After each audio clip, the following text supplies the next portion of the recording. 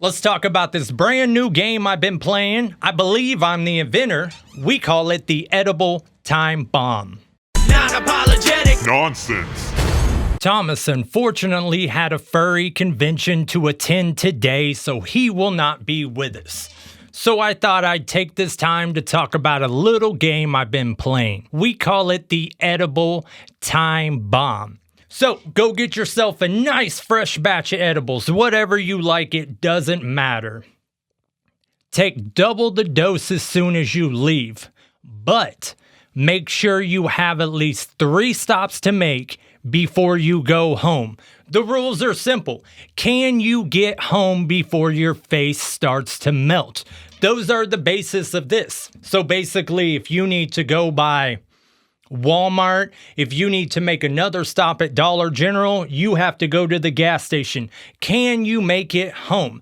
And you're still a winner if you don't. Hopefully it kicks in on the ride home. What I've been doing is I found an old CDR spool. You know, it's like 100 burnt discs from back in the day, and they're all random mixed CDs. I don't even know what's on them. So that edible kicks in on the drive. I put one of them discs in. There you go. It's a good thing. However, it doesn't always go to plan. So I thought I'd talk about 2 instances I've had recently where it kind of went sour for me. The first one wasn't too bad. It was just basically a delay. So I had to go to Walmart, I had to go to the vape shop, and I had to go to the pharmacy. So I winded up popping my edible. It's about a 10-minute drive to any of these places, and all of these places are within about 5 minutes. Hit the vape shop, in and out, no issues, right? So I go to Walmart, and at this point, I start getting like, you know that little bit of a fuzzy feeling when it first starts to kick in? Like you're still a ways off from it being an issue, but like when you know that you've taken enough that you start getting them little tinglies under your skin and you know it's going to be a problem. I got that feeling right as I walked into Walmart. So I'm more or less 2-stepping it the whole way. I had to get some cardboard boxes, right? So I'm just power walking in and out. So I make it out of there in decent time, hop behind the wheel of the pickup, take her on to the pharmacy. And this is another thing.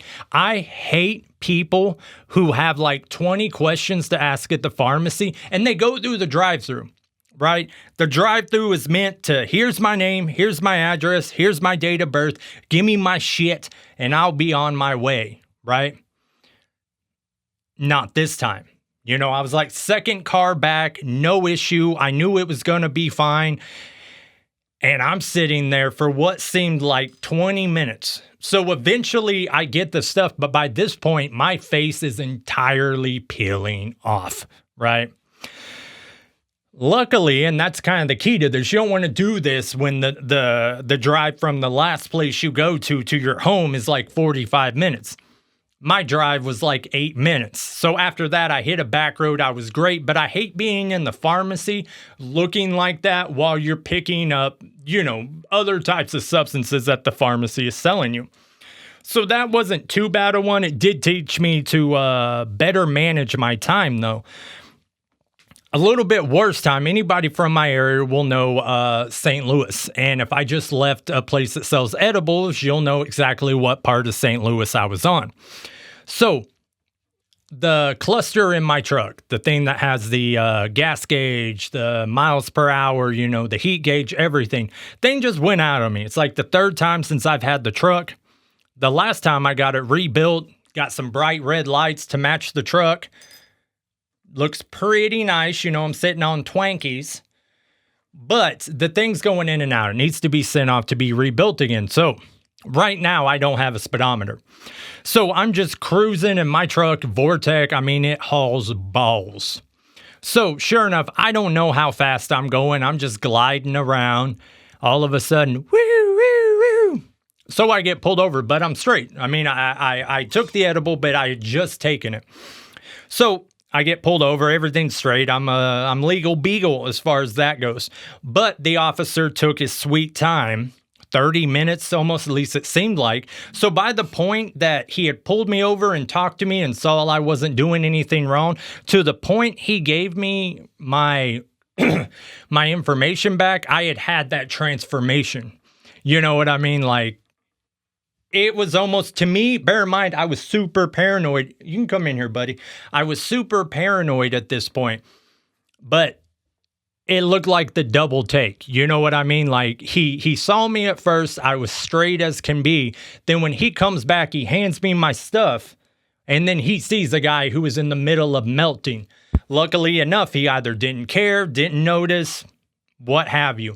So I go on down the road, and at that point, I had to cancel all of the other stops I had to make, and it was time to get to my safe place. And we're going to be doing something here in the future. I probably shouldn't spill the beans, but I'm going to. We're going to be doing the 100 milligram adventures. Now, I don't really know what that's going to entail, except me and Body Bag, each 100 milligrams, and then there's some activity we're going to do. We're going to do this sort of in memory of, this is on YouTube. We did a series way back in the day, me and him, called Classy in Cali. And one of those episodes is us just bouncing around to the dispensaries they used to have there on, what do you call that? Oh, hell, I can't think of the name of the beach. They got the big skate park there, Venice, on the Venice boardwalk, right? We had never been to real dispensaries. So we winded up grabbing a bunch of everything. And I can remember my logic. That night, I had eaten a giant chocolate bar, okay? We didn't understand milligrams. We didn't know any of that, and it didn't do much to me at all. So the next day, I reach into the bag of stuff we had, and there was this little itty-bitty Chiba Chew. Now, that Chiba Chew happened to be 75 milligrams, and I was like, man, I ate this big, giant candy bar.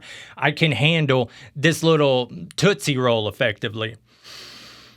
I could not. Like I say, all of this is on our YouTube channel, but officially, I turn into a different person. Complete zombie. It was bananas. I was walking around a foreign place in a foreign state thinking I was about to be jailed for life. I can remember I was high for like 2.5 days. I can remember later on that evening, I'm walking around Inglewood just aimlessly, right? And there was this little, it's like a mini mall, you know, like a little corner plaza that has like 6 little stores in it. And there's just a crew of people, just a circle. And I'm so damn screwed up. My logic of, is this safe? Should I do this? Was completely out the window. And if you watch that series, you'll see it was out the window anyways. I mean, we were walking around these places like we've done all over the country with a light, a camera, just filming everybody. So I'm alone at this point. I walk up to see what the commotion is. And it was literally just 2 dudes scrapping. And then everyone had formed a circle like they were about to battle rap. But eventually logic did kick in, and I walked back to the hotel without incidents. But all of this goes to the craziness of knowing your doses, knowing what you can and can't handle. But yeah, the edible time bomb game is what I call it. And really, I suggest you give it a try. It is a good time. Now, I am not responsible for anything some dumb fuck might do while participating in the edible time bomb. But for me, it's a hell of a good time. As long as you know how to manage your time well, you will be well. Till next week, we'll see ya. If you do participate in this sort of thing, let us know the craziest thing that has happened. And always remember, Not apologetic. Nonsense.